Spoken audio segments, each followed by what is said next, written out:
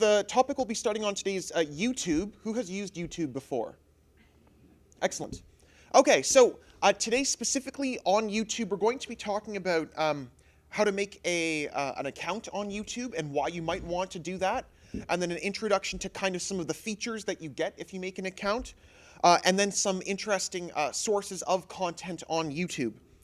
So does anybody here use a YouTube account frequently? Okay, and what do you guys use it for at the back there? Music. Music. Okay, fantastic. Well, I will post some videos sometimes, short clips or something that someone might be interested in. Wonderful. Things that I want to share with other people. That's fantastic. I should have introduced myself before I got started. I'm sorry about that. So my name is Colin Whaley. I'm an undergrad student at the Department of Biology at the University of Waterloo. Dr. Grunrod is my honors thesis supervisor. I don't know how I forgot to do this intro. She and I spoke here before, was it October, early October, I think? Oh gosh, oh man, September apparently. And we had, I had gone over some interesting educational websites that some folks here did express interest in, and they asked us to come back so that I could speak more about it and kind of do like a step-by-step tutorial on it. So that's what I'll be doing here today. And again, on the video that I'm going to post, I'm going to link all of the stuff that we talk about today, so you don't, like, if you want to write stuff down, I certainly encourage you to, but please don't feel the need to like scribe down everything note for note. Yes, sir? Sorry, I'm showing my ignorance, but I've used YouTube for years. Yes. I had no idea I could have an account with YouTube, and what's the benefit of me having an account? Tune in to find out. So, I'm going to assume some familiarity with YouTube. If you are confused at any point, again, please put your hand up. But on the top right here, as well, if you kind of have trouble seeing where I'm gesturing, I'm going to try and move my mouse around vigorously. But again, if that's not intuitive or obvious, please do let me know. So you can click Sign In at the top right here. And as you may or may not know, YouTube was bought by Google in, I believe, 2009 or 2010. So it is a part of Google at this point. So you can sign in with your Google account. I'm going to sign in with my club's account, and then enter in if I know my password. So you can sign in, again, this is the same account as you might use for Gmail if you use that. Otherwise, it's very easy to make your own account. It's totally free, and you don't even need an email address because you can sign up with one there. So when you sign in, when you go to YouTube for the first time, you're going to see a whole bunch of videos here that you may or may not be interested in. I tend not to be interested in them. But this is where the idea of subscribing to a specific YouTube channel, it's called. So you can see on the left here, maybe, it says subscriptions. Why is this not zooming for me? Sorry about that. So subscriptions are, I'm trying to figure out the best way to explain it. What will happen is if you click subscribe on any particular channel, and I'll explain what a channel is in a second, then you can see all of those subscriptions that you have in your list of them. So the next question is obviously, what is a channel? And a channel is I guess like a group that someone on YouTube, someone who makes videos, will make, and it will have all of the videos that they put on it. So what we'll do is we'll start with a really, really great one. It's called Brave Wilderness. What was the gentleman who he died a couple years ago from the hit to the chest by a stingray? Do you know who I'm talking about? The Australian guy. Yeah.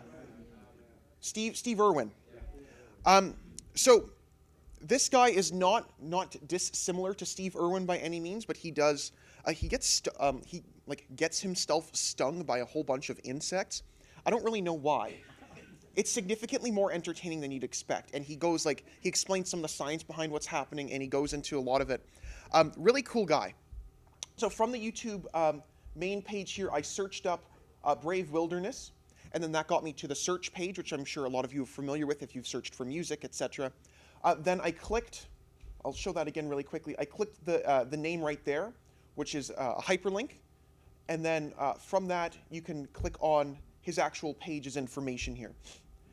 So again, as you scroll down here, you can see the videos that he's uploaded. So there is in fact a video of him getting stung by a bullet ant, which we're not going to watch here. You can watch that in your own time if you're interested. I've watched some of his other stuff, though, and he's been like working up to this for a couple years. It's good fun. I strongly encourage you to watch it. A lot of the content that you'll see on YouTube, in my opinion, is really starting to approach the quality that you'd see on something like the broadcast television, from your bunny ears or through cable or something. There's a lot of folks who are putting in a lot of effort to make some really, really cool stuff. So now that I'm signed into my YouTube account here, what I can do is I can hit subscribe. This part's kind of irrelevant. They'll share it publicly on your own channel. It doesn't really matter. So what you can do now is you can go to the website youtube.com/subscriptions. Maybe. Nope. Sorry. YouTube subscriptions. Oh, /feed. Sorry. And then you'll see all of the videos that were uploaded by the people that you follow. I prefer it in this list view here. So you can see, because all we've subscribed to so far is Brave Wilderness, you see all of their content here. Now, you might not be interested in, this gentleman getting stung by bullet ants. I don't know why, but that's your own prerogative. So there's a lot of other different channels that you might find interesting as well. I did review these the last time I was here, and I will make sure to put a link to all of this in the video that I send out, and probably attach like a one-page summary or something. Excuse me. Another very interesting one is I like to make stuff. It's a gentleman, I believe he's out of the States. And he just makes a whole bunch, he works with his hands a lot, and he makes a whole bunch of very interesting stuff. So he's made a wooden digital clock, for example, right here you can see. So he makes it all by hand. He shows you the process step by step. He makes a secret door bookcase, which is kind of cool. And you'll see a lot of these kinds of DIY or hands-on videos on YouTube as well, which might be of interest to you. And then one last one I will show you very quickly is CPG. It's by a channel called CGP Grey. I'm going to click on it right here. And it's a lot of very, very, very well-researched, informational videos.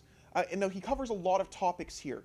One actually really interesting one is the difference between the United Kingdom, Great Britain, and England, and all of those associated isles there. Bizarre borders. He goes through the Canada-U.S. border and why it looks really, really strange.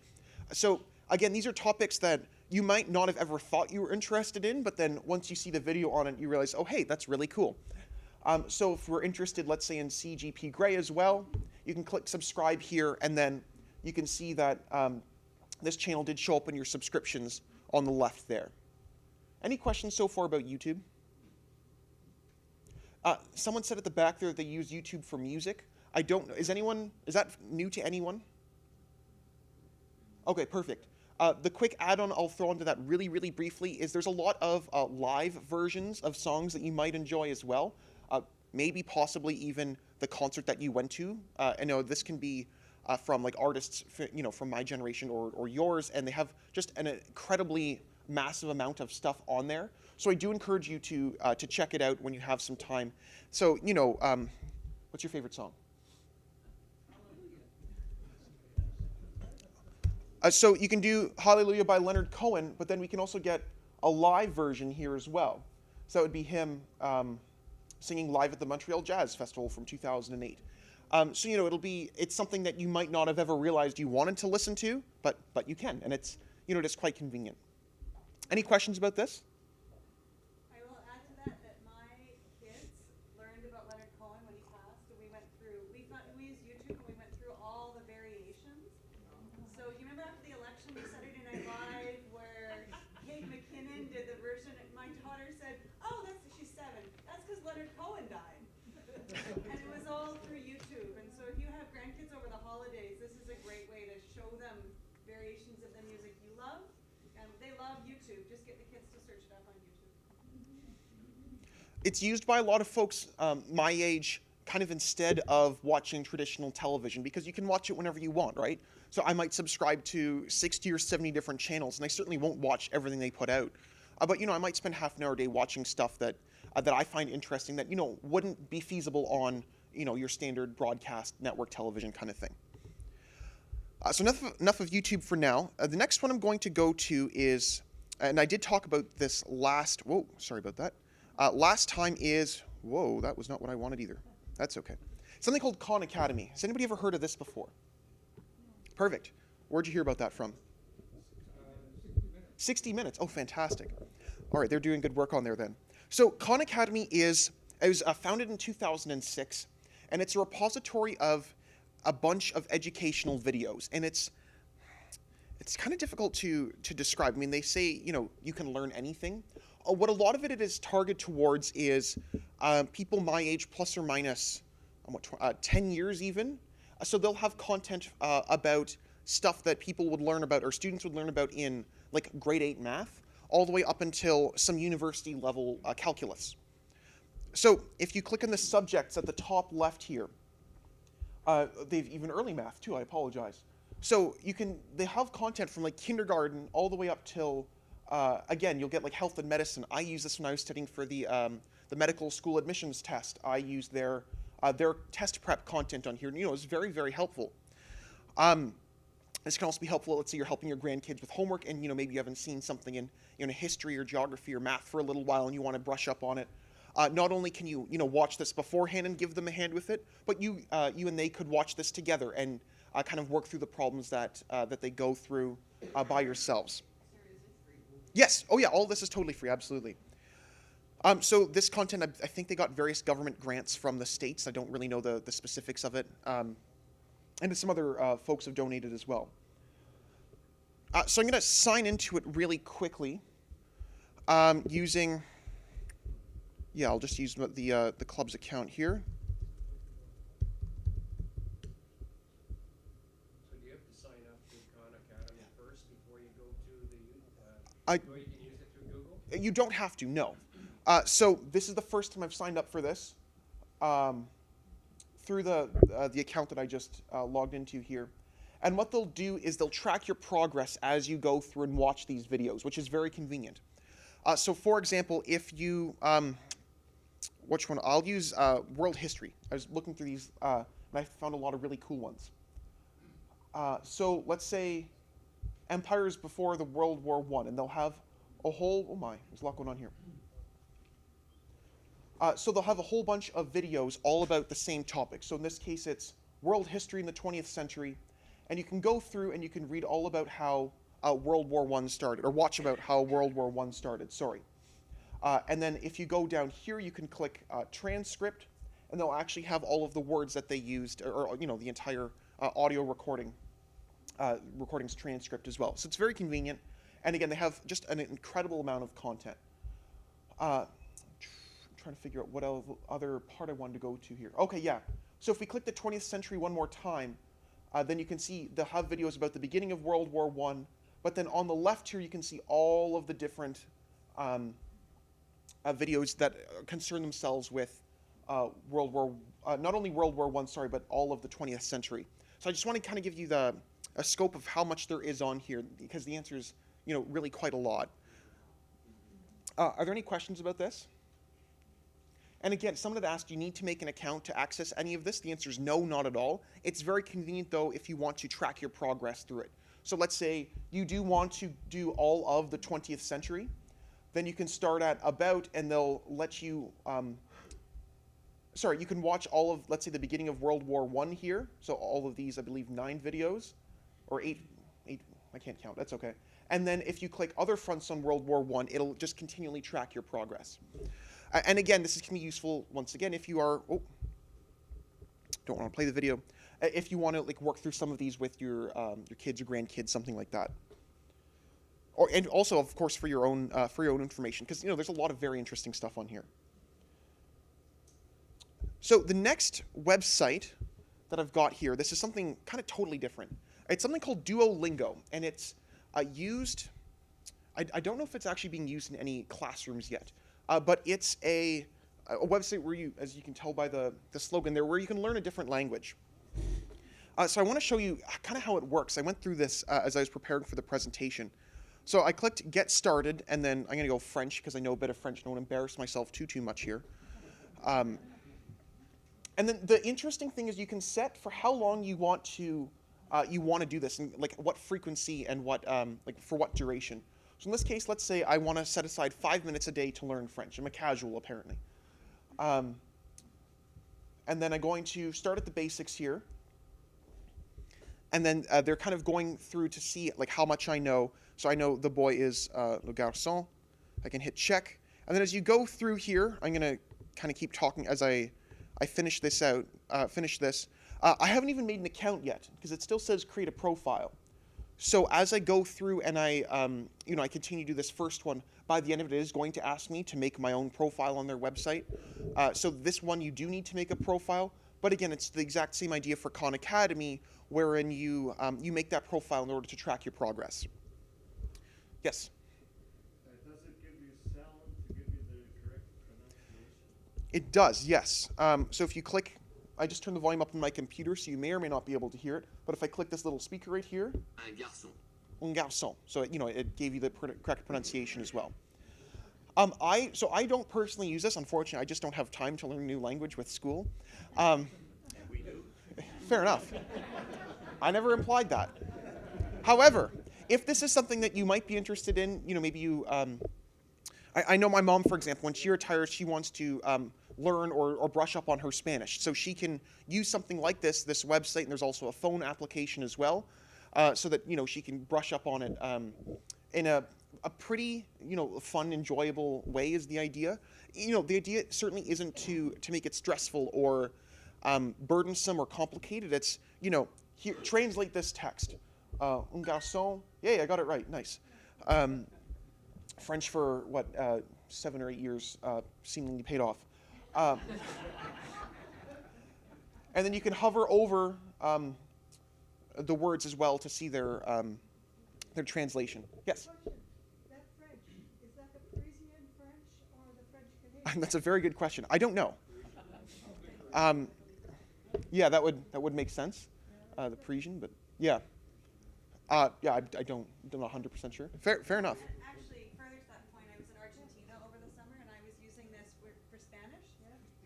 And in Argentina, they had different pronunciations, and so it was, I think, a European Spanish. So it gives you a good start. Yeah, but what it actually did was some of the words we kept encountering for like women's bathroom. I all of a sudden I saw it and oh, that means women's bathroom.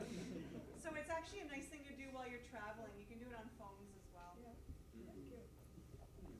Any questions about Duolingo before I move on? Very, very popular, just kind of considered to be like the gold standard of learning languages online for free.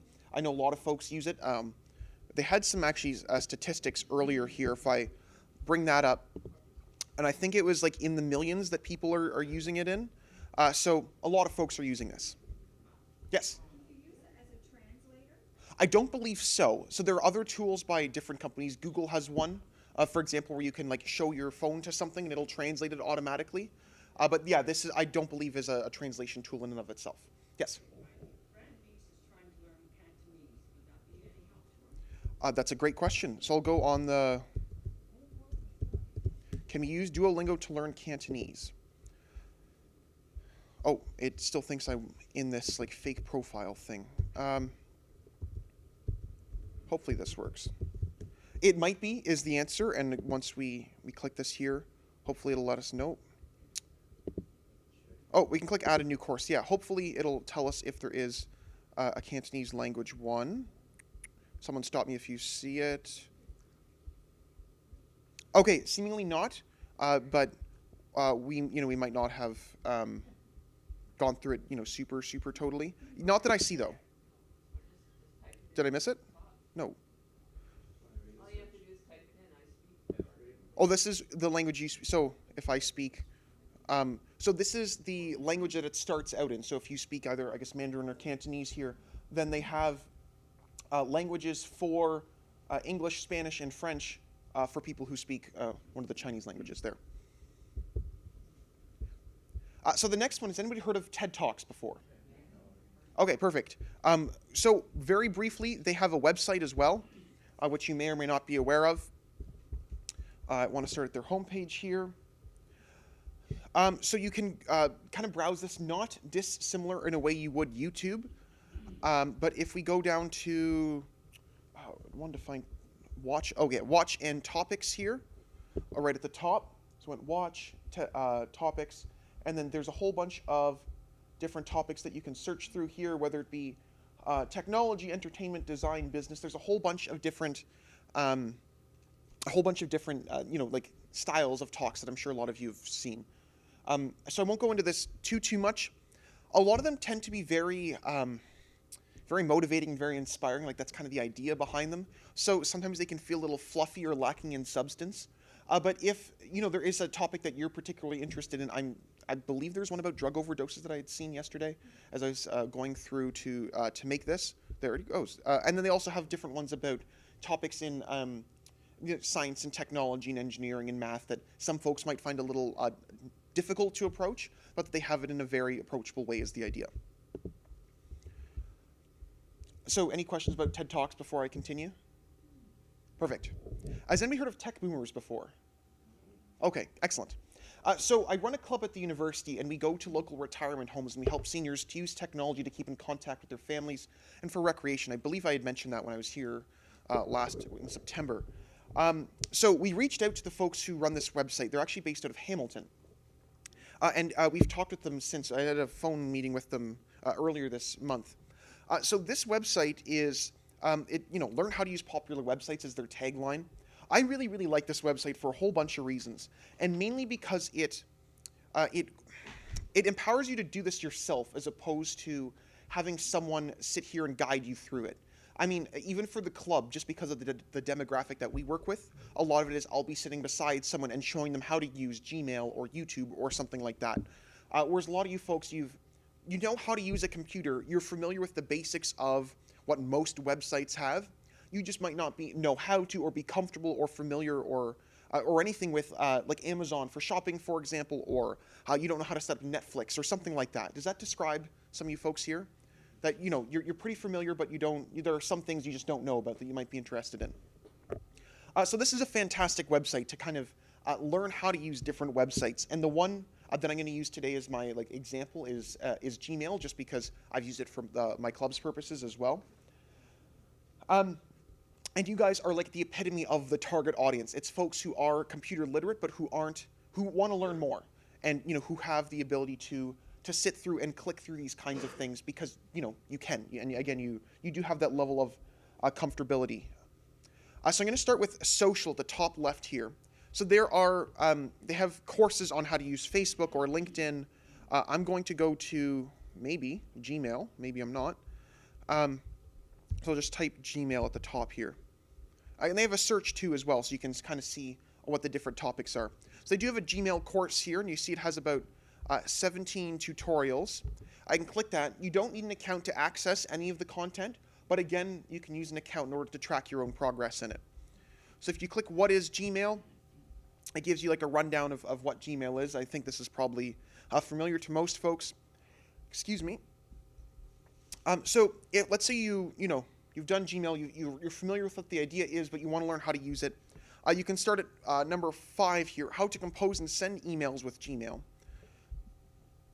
And one of their really nice functions is they have this print this tutorial button, which is very convenient because a lot of folks, especially that I've encountered in my work, they want to have something beside them that they can refer to as they're using the website or software or something like that. So you're able to hit this print button here, and then it'll come up with the print dialog, so you can print this out for your own use. So that's a really nice feature. They have videos as well, which is convenient. So this is a 5-minute video about how to use Gmail and how to send those emails. And then they also have, again, a walkthrough, which is very convenient. And a lot of these, they're like kind of interactive, where you can click these little buttons here, and then the stuff pops up. So what are some topics you guys might be interested in? We'll see if it's on here. Does anybody use Amazon? People who want to use Amazon? Amazon's just fantastic. I ordered a lot of Christmas presents on there this year. So we can click Amazon course right here. And then, because they have a very good understanding of the demographic and kind of what fears or what concerns you have going into using this kind of product, they'll have information like, is Amazon safe? And the first thing is we understand that there are some people who might be reluctant to trust it because as they would be with other websites where you have to enter your credit card information. That's a completely valid and understandable concern, and they do their best to show you and walk you through the steps that Amazon takes in order to protect your information. And it's for your own peace of mind, for your own comfort kind of thing. Yes? I guess this applies to the .com and the .ca. Yes, yeah. They're essentially identical in functionality, and I'm sure they would have the same safety features as well. It's like a very good question. Yep. Actually, just to build on that, it's a little frustrating, the .com and the .ca. Yes. Because sometimes you can buy it from the US and not from Canada. Other times you buy it from Canada, not from the US. So it's sort of hit and miss. It is, yeah. A lot of the times if you Google a product, you'll end up on their Amazon.com page. And unfortunately, the only way they let you know is by the .ca versus .com on the URL there. Thankfully, they're being really aggressive in reminding us, hey, you're shopping from Canada. You might not want to shop on the .com page, which, in this case I don't, so that's very nice of them. But yeah, there's just an incredible wealth of resources here, not only on Amazon, but just a whole bunch of different websites. Yes, sir. Not sure I should mention this, but just a week ago, I wanted to send some Canadian coffee mugs, souvenir mugs Yeah. to France. And I couldn't get them from CA, I had to get them from .com. Fair enough. These are Canadian souvenir mugs I had to get from America to send to France. Fair enough. Another one that you can do is you can shop on ebay.ca versus .com. There's a big one there. But ebay.ca, depending on where you buy it from, like you can ship it to, from all these websites, you can ship it to somewhere else in the world, right? So you can buy from amazon.ca or .com and ship it directly to France versus using you as the middle person there. You have an Amazon Prime too. I think you can get this video service now. Not in Canada, from what I've seen, yes. Yes, you can. Oh, you can now? Yeah, it just launched, Nice. and it's actually very good. It's like Netflix. And so in our house now, we don't do cable television, we do Netflix and Amazon Prime. So there's a whole bunch of different, like Amazon is more than just they'll sell you stuff. They do, and they certainly want to. But they'll also sell you things like their Prime service where you get free video streaming and you can upload as many pictures as you want. And you can get free 2-day shipping. So they have a lot of different services there. Yes? I think that Prime, there's a charge for that, isn't Yes, I believe it's $79 a year. So how Amazon has set it up is if you get the Amazon Prime, which gives you the shipping discounts and the fast shipping, you also get access to the television component, or vice versa. If you subscribe, like it's just Prime. Prime is those things. If you don't So- pay extra for, like, it used to be 70 something, you have to pay extra for the TV part or the? That includes the TV part. Oh, wow. Yeah, that's one of the conversations. That's part of how they're competing with Netflix. So any questions about, kind of want to steer the conversation away from Amazon here and back to this website, because again, there is a lot of very, very interesting stuff that's on here. Yes? Can you order from Amazon without a credit card? You do need, I don't think you can use a debit card. I believe you do require a credit card, yeah. Sorry? PayPal, yeah. No, I don't believe you can use PayPal on Amazon. That's just eBay, because eBay owns PayPal. Don't quote me on that, but I'm 90% sure. But yeah, you'll require some form of electronic payment. I'm not sure if you can use like a Visa debit card, but I think you can. But again, don't quote me on any of these things. So that's Tech Boomers, fantastic site. A lot of stuff that you can go at this at your own pace. And the final one that I want to show you today is this website called Class Central. And I had talked about this kind of website before and the kind of content they offer, or that I guess this website links to in my previous presentation. And it's because there's so much that I'm about to, that you can explore with this. And it's more than just like how to use a website. It's you can take entire university classes online for free. And I'm going to kind of walk us through how to get to that stage today. So Class Central, I'll start with a different way. There's a concept called a massively open online course, or MOOC, M-O-O-C. Has anybody heard of these before? Perfect. So the idea here is breaking away from the traditional model of education where for myself, I'll sign up to be in however many courses a term, and I have to sit there for 3 hours per week in a lecture, and I might have an associated lab component or something like that. Universities are starting to say, okay, this is good and this certainly works for some people, but not everyone has access to the money to be able to go to this kind of thing, or a whole bunch of different factors here. So what they do is they'll put up some of their content online. Excuse me. So if we go to courses here, you can see that they have a whole bunch of different options, and I'm going to click fast or self-paced here specifically because these are courses that you can do on your own time. You can sign up for them whenever, and you can do them whenever, essentially. Some of them will have like a certain time limit, so you can do it for, there's one I was looking at, which is like up till May 1st or something. So, you have 4 months or something like that in order to complete the content for the course.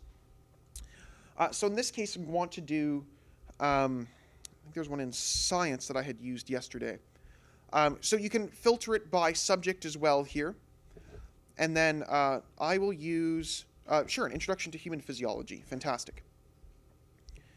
So this is, it's a 10-week long course is what they've said. And there's a whole bunch of pop-ups here, my goodness. And it's a free online course, and it's in progress. And they have, so for example, it's hosted by Duke University. It's in English, and a whole bunch of information here. So then if you decide, okay, I'm interested in, in this human physiology class, you can click Go to Class, and then the idea of, that's very frustrating, Class Central is that it's an aggregator of all of these different courses. So, for example, Coursera is one really, really big online course place. They have a lot of them on their website. But, for example, a university might just host it on their own servers, and that'll be kind of that. So it won't be quite as easy to access. But the idea of Class Central is that they'll take all of that information and kind of funnel it into one site that you can search.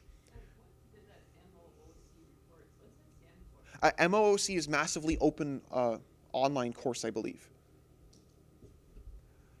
So we're at this course. Okay, we decide we want to do this human physiology one. You click Enroll Now. And the idea here is you do have to sign up for an account, because it'll kind of give you access to all of the information here. So I did make an account for this for the purposes of this presentation. Hopefully it works. Maybe. Perfect. And then they give you this option here if you want to purchase the course, or for a price, or for no certificate. This is a really important one here, because for the vast majority of these courses, you have the option to get a certificate to say, yes, I did this, and I guess you could put it on your resume or CV or whatever, and you can, they'll give you something fancy that you can, showcase your new skills, they say. Or you can do the second option, which I recommend, which is you'll get access to all the same materials, but you won't get any fancy piece of paper at the end saying that you did it. So then I enrolled. I can hit Start Learning, and then it'll take a second to load. And then you're going to see, I'll give you some tips here. They do in fact have assignments too, which is, they really want to make it very similar to a classical online course. But you can start with this video introduction here. I'm not actually going to play it. But again, it's very similar to an actual university lecture. There are, as I had said earlier, a lot of different subjects here. There's another one that I had started. And it's the physics of how things work. So this course, there's an associated textbook with it, which you do not have to buy. But I use that textbook in an actual class I did take at the University of Waterloo. And this is a particularly fun course, in my opinion, because they teach you some of the fundamentals of physics, but from a things you've actually experienced before kind of perspective. Like, the trick where you have a tablecloth and you pull it out and everything stays on there. Yeah, they'll teach you kind of how that works with no math, which is very nice. So again, the idea for a lot of these is that they want to make it very approachable so that you can engage with content you might not have otherwise, but that you can now because of this. But for young people, are these things recognized? Like, you might have them in a book, but do people see this as a valid university, or? Oh, I see what you mean. No, so this is not. So I couldn't take this course, then go to the registrar at the university and say, "Hey, look, I took this online. Give me the credit." Because if so, I mean that's I can highlight a couple problems with that. One of the big ones is they have no way to actually make sure that I've covered, I've done everything myself. So I guess the idea of those certificates is to say, like, yeah, I actually did complete the course, but they don't give you like a numerical value for it. Like it's not as if I got a 70 on this course kind of thing. Exactly, yeah. So that's a very good question. So there's no way you can take a snapshot of what you finished, how you finished on the course? You can. There is a way, but the university won't recognize it, for example. But yeah, there is still a way that you can prove, like, you can go into grades here, for example, and you can say, I got, I didn't get 40% on this assessment, don't worry. They'll give you like the values for all of they'll give you like a pass grade, I guess. They will give you a grade overall, but even still that won't be recognized by the university itself. Good question. Sorry? Again, that's the idea. What a lot of this kind of learning is used for is people who are in, or some of it is like people who are in computer science or something, where they'll need to learn a different programming language. So they might sign up for one of these courses, and they'll do it on their own time, or maybe the employer will pay them to do it during work time. But they'll work through the course, and then they might opt to pay for that $40 or $50 certificate. They can say, hey, look, I did in fact complete this. I'm very now familiar with this programming language, like C++ or something like that. So it's a different way to get recognition, but you might not want or need to take a whole university class on it. So that's about all I've got for today in terms of, I thought this was going to take a lot longer, but we kind of flew through everything because you folks are very, very comfortable with a lot of this stuff. I have some time where I can take questions about like other different websites, which we didn't cover today, or any other topics that you might be interested in. I can do some digging, that kind of thing. There's some hands going up already. Yes, sir. Totally unrelated to anything. Yes. You're closer to it than I am. Okay, all these young people, teenagers, young 20s, are walking around thumbing their phones all day. Now, they don't have earphones, so they're not listening to music. What the heck are they looking at that's keeping them occupied 24/7? Pokemon. I see them in the gym, and they do this for 5 minutes, and they exercise for 30 seconds, and they do this for 5 minutes, and they exercise for 30 seconds. I mean, at my age, there's nothing interesting enough. Well, I'll speak for myself. I've got a very riveting social life that I need to maintain, and I do a lot of that, on my phone. I do say that, with some tongue in cheek, but a lot of it is messaging friends about stuff, and I'll leave stuff intentionally ambiguous. Not cocaine, for the record. But I guess like making plans. I don't know. I mean, if they're at the gym, that's just poor gym etiquette, and that's poor form overall. You can give them a bit of a smack, and I don't think anyone would say anything. Don't actually do that. But yeah, I don't really know. Again, like I guess messaging is the big thing now. Good question. Well, I think there was an article in the paper the other day that suggested that kids aren't hanging out at malls anymore. Basically, they got their phones and they've got 5 or 6 phones and they're all interacting together. But they're actually not in one physical place at the same time. I think it depends who. Certainly when I was in high school, I'm 21, so I got out of high school, 4 years ago? I spent way, way too much time at Conestoga Mall after school. Oh, boy. So that doesn't necessarily express my experience, but, again, I'm a bit removed from it at this point, so maybe is the answer. But, I certainly still see my friends with quite a bit of frequency. Do you maybe want to mention what Snapchat is? Yeah, so I can talk about Snapchat. Actually, there is a... Have you heard of Snapchat? That's something they're doing, and they're Snapchatting sometimes. Okay, so what am I actually doing if I'm Snapchatting with you? So what you do is... What is Snapchat? I'll go with that. You will never Snapchat, I guarantee you. So your friends are very ready to throw you under the bus for this one, apparently. So the idea of Snapchat is it's a video and picture messaging service. So instead of using text, the idea is that you'll take a picture of something. I mean, I'm not going to take a picture of my living room because that's kind of lame. But like, let's say there's something funny that you see as you're going about your day. You can take a picture of it, then you can overlay some text on it, like at home, which again, like this is getting increasingly lame on here, but that's okay. And then you can send this message to some of your friends that you've added on Snapchat. So I just add that at home and then I just send it to my friends. Exactly, yeah. Yeah, so you might find, like, if you're at Christmas dinner, and I have my husband's cousin who's, I think she's 19. If you ever look over, at any given point, she's not talking to us. She's looking at her phone, she's doing selfies, she puts little flowers on her head, she sends them messages, and then she sends it out to her friends, who then will, like, view her video or view her message. Then it self-destructs and it's gone. It's just like a moment in time. So it's a way of, you're not just texting back and forth, but you're sending messages. They are saying that young people are getting the majority of their news through Snapchat at the moment.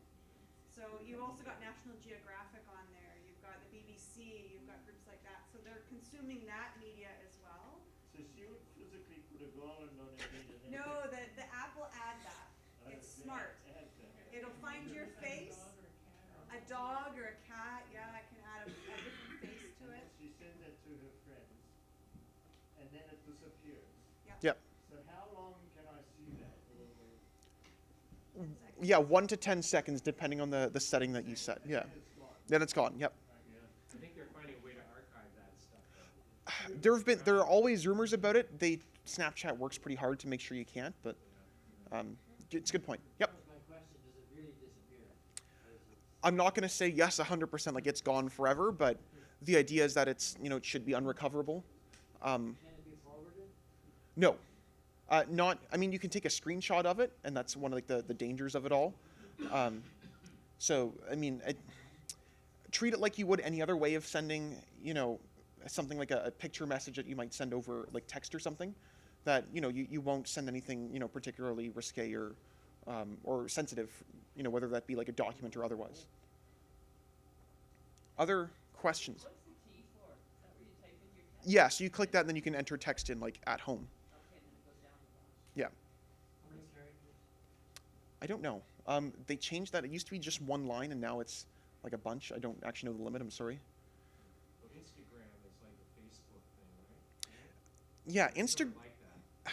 But Instagram is quite a bit different. Now, yeah, it's gonna I've got a vendor too here. I can explain it. And can't spell anymore. So Instagram is like its main. So YouTube's thing is video. Facebook's thing is like pictures, text updates, whatever. Twitter's thing is really small snippets of information. Instagram's thing is pictures and like very short videos, or rather short videos. But the idea is you can upload nice pictures, or not always nice.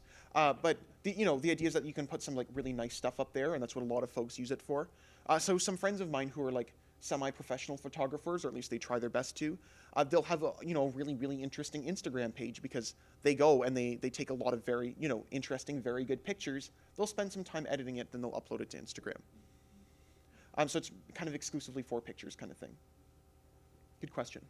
Other questions? Yes. Okay. I haven't done this before, so I either want to do Skype or FaceTime. No, Yes. FaceTime. Yeah, FaceTime. Yep. And the Android one. Yeah. Yes. Okay. Yes. Anyway, something like that. So I want to set it up so I can talk to his grandniece Yes. in Ottawa. Yes. So I haven't done anything like that before. So I have Android, I have Google, I have that stuff. Okay. So, good question. Honestly, I would start with this website here, Tech Boomers. Go to social, and then they have Google Hangouts here. So Google, for some reason, they're having a lot of trouble figuring out how they want to do messaging as a concept. So someone. Oh, I know. Yeah, no, don't worry. So they started out with Google Hangouts, which they made, I want to say 3 or 4 years ago. And they had, I believe someone mentioned Duo here, which is their new video chatting app. They're making a lot of them. I recommend Google Hangouts because it's pretty straightforward. The idea is that you can do this both through your phone and through your computer as well, whereas Duo is just on your cell phone. So this is a more convenient feature of it. Excuse me. But the idea is that you can exchange, as they say here, text messages or video calls with your Google contacts. And this website here will kind of show you how to get that all set up. It's a very good question. FaceTime is the Apple version of it, I guess. and then FaceTime's only available on Apple products, whereas Google's Hangouts is available on kind of the whole spectrum: Windows, Apple, Google, the whole thing. Say you're on Apple and I'm on Android. Yes. Yeah, so this guy here, you can't use FaceTime between Apple and Android, but you can do it using Google Hangouts here, because there's an application you can download. Sorry? And Duo as well, yes. Yeah.